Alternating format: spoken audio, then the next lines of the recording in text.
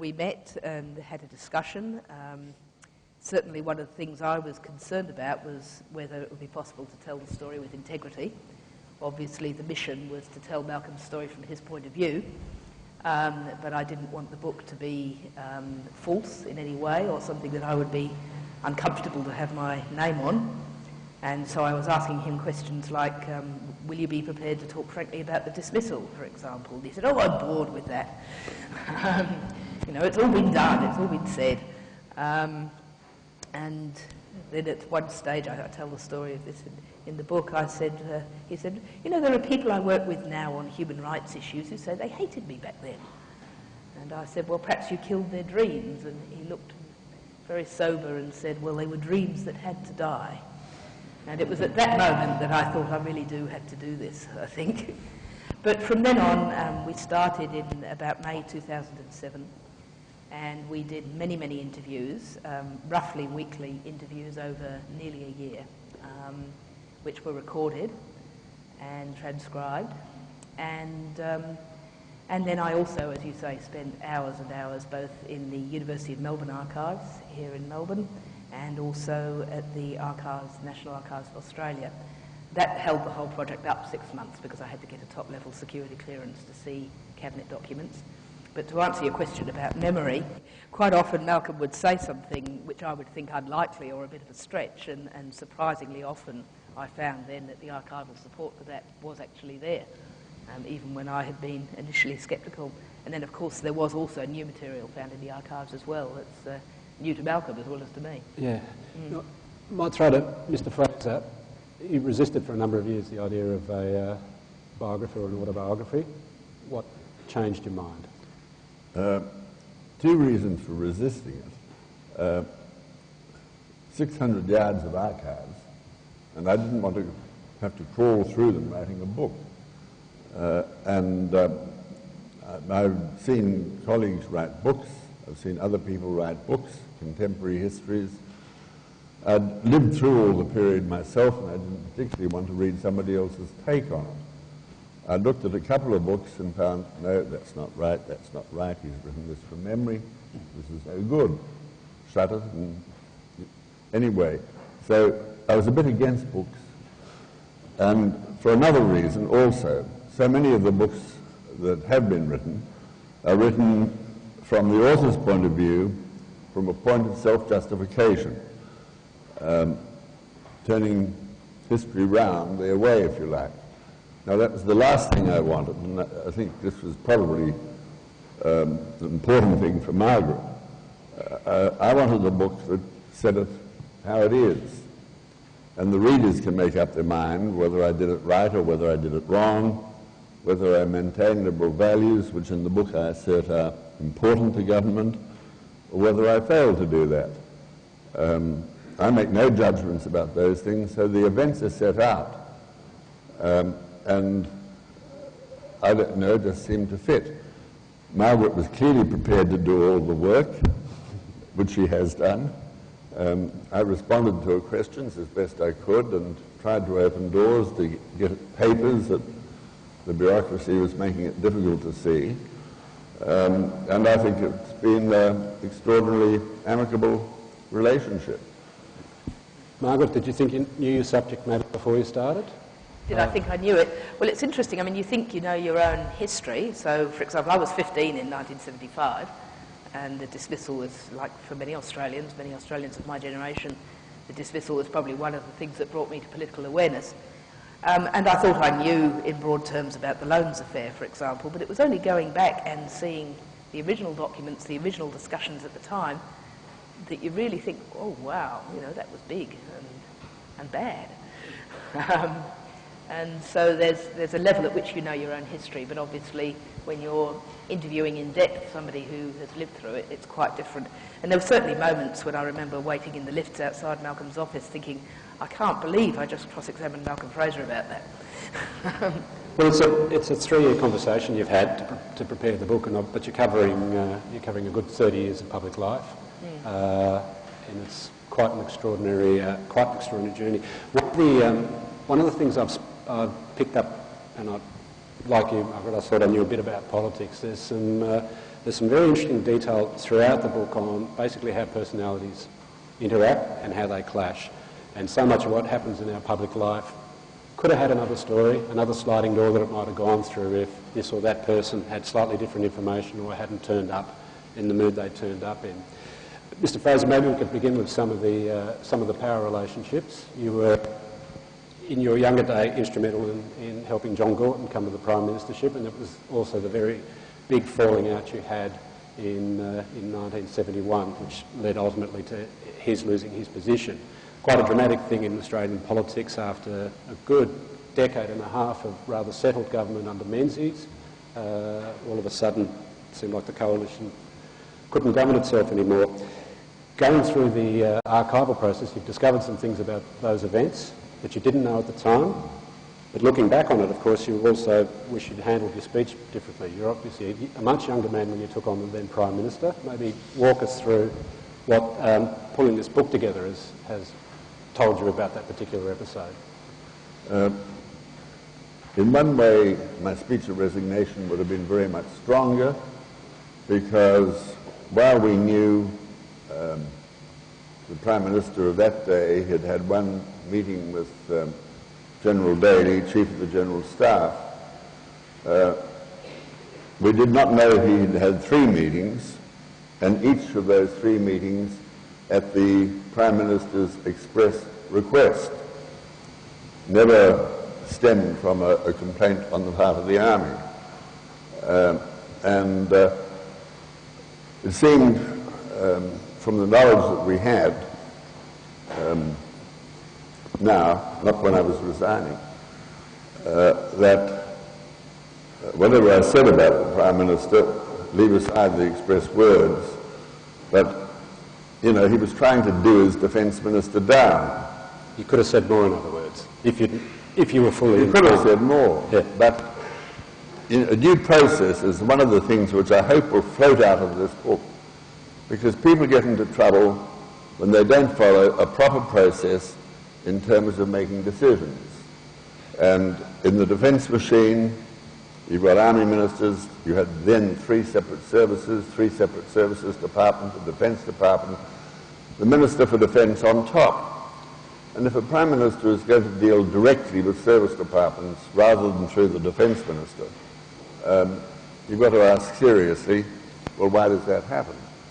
And when you've got people fighting in Vietnam on a war, and that also is involved, and government policy is involved, well, it just all boiled up and became an ever more serious matter. The meetings, and Tony Eggleton also says in the book that parts of the office, the Prime Minister's office at the time, were trying to stir up trouble with Fraser, but they never thought that Fraser would resign. I suppose that was a mistake on their part. But you wouldn't have even been aware of John Gorton's intent, because Tony Eggleton in the book does point out that there was an effort at the time to maybe take Malcolm Fraser down a peg or two, the then Defence Minister. Sort of information that would have been dynamite at the time if it was known, but it was still quite a volatile situation that did lead in the end to the resignation of the Prime Minister. But if it's known, and of course it wasn't, I might have felt it, but you couldn't prove it. But the thing, you know, the lesson that comes out of it, the bit of due process that comes out of it, is that a Prime Minister's office ought to play straight with all his ministers at all times, 24 hours of the day, and every day, month, week that he stays in the office of Prime Minister. If you don't do that, if you try playing one minister against another, or try using the media to diminish somebody who you think might be up himself a bit, well then that Prime Minister is going to get into very serious trouble indeed.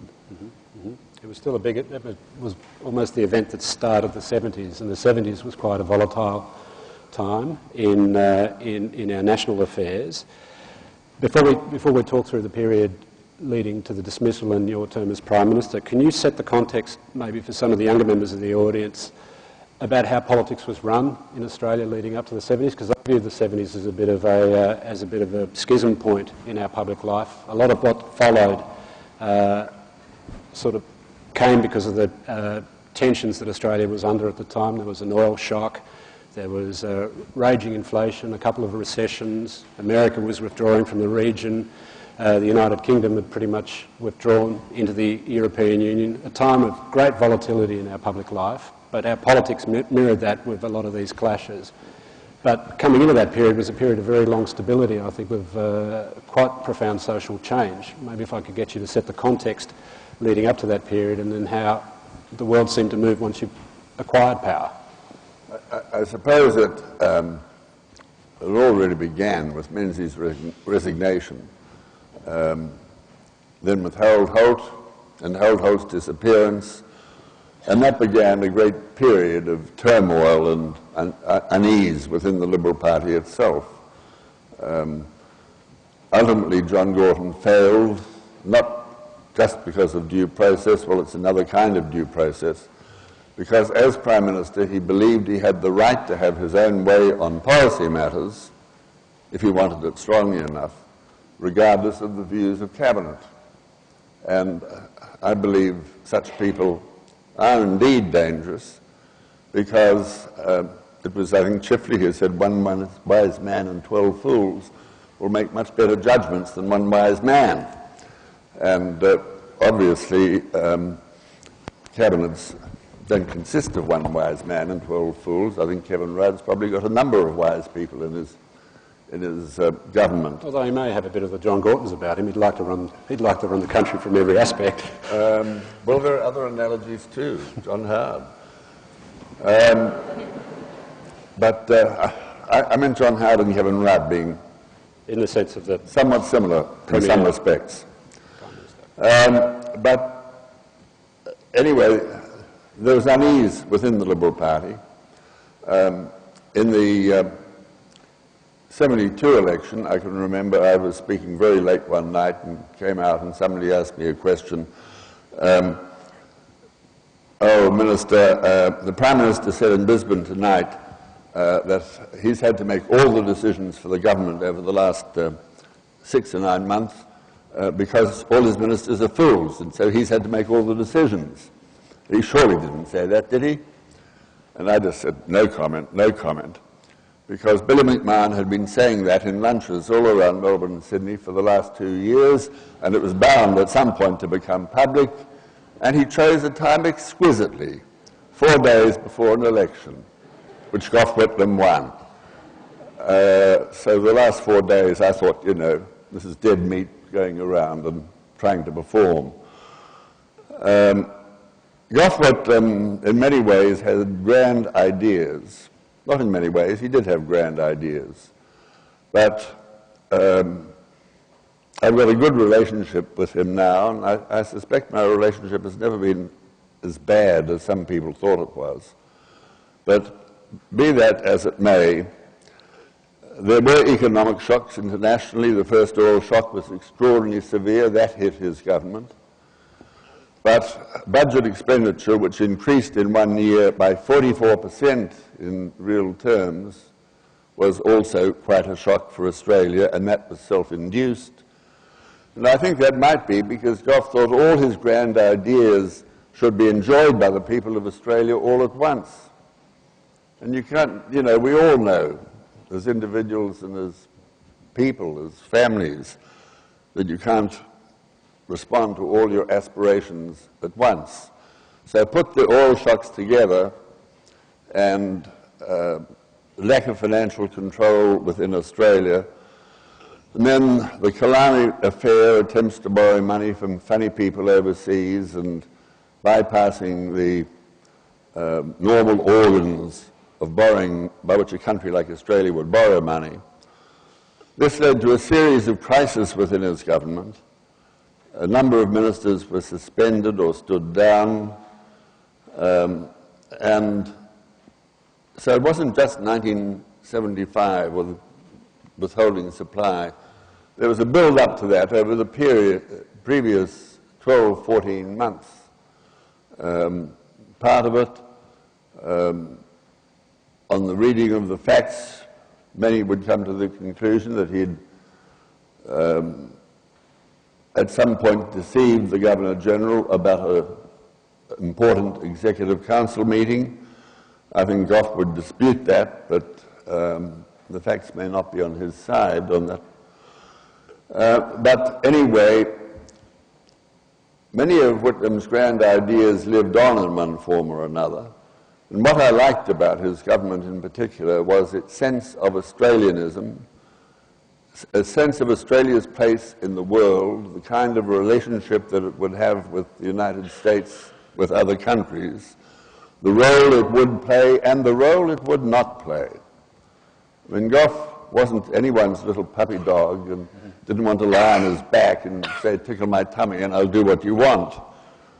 But, and the United States doesn't respect people who just go along. And I've had many senior Americans telling me that in quite recent times. So the idea of an independent Australia that could speak out, still with an alliance with America, of course. And that's a feeling that certainly Paul Keating had, probably Bob Hawke, I believe I had. It's actually, because we've sort of come to the dismissal, which is an interesting point, obviously in the storyline, and we'll get to the 8 years in office.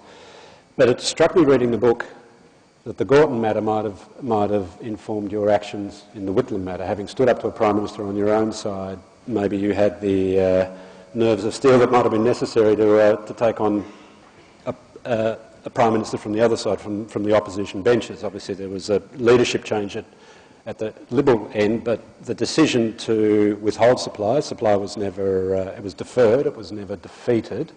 The circumstances we probably don't need to go into again. These are pretty hard calls to make as an individual. There has been comment, which I've read more recently in one of the other books on the dismissal, that essentially between Malcolm Fraser, Gough Whitlam and John Kerr, there were three monumental characters who, between them, basically put the nation on the line, and somehow the system held together.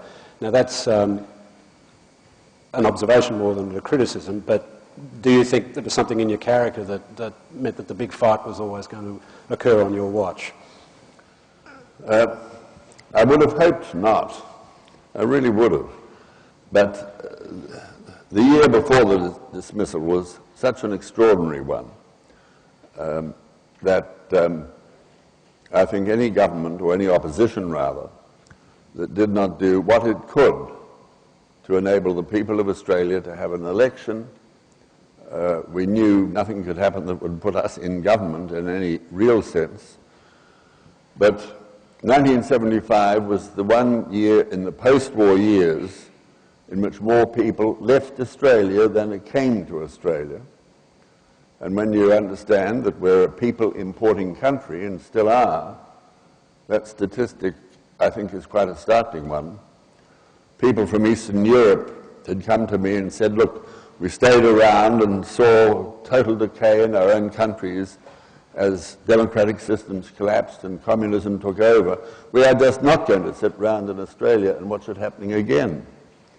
Now, they may have had too extreme a point of view from their own experiences in their own countries, but it also says something about the nature of the mood amongst some Australians, some people in Australia, at the time. We actually made a decision in September of '75 to let the budget go through if there were no other major scandals. But unfortunately for Gough, another major scandal happened. Rex Connor, Minister for Minerals and Energy, was found sitting up in his office late at night waiting for calls from the Middle East which would tell him that the money was available. Now, he'd assured his own Prime Minister, Gough, and Gough had consequently assured the Parliament that the search for that sort of money was well and truly behind them, that it had been stopped, it wasn't going on. So Gough did the right thing. He went straight into the Parliament and said he had misled the Parliament and why, and he'd had to sack Rex Connor as a consequence.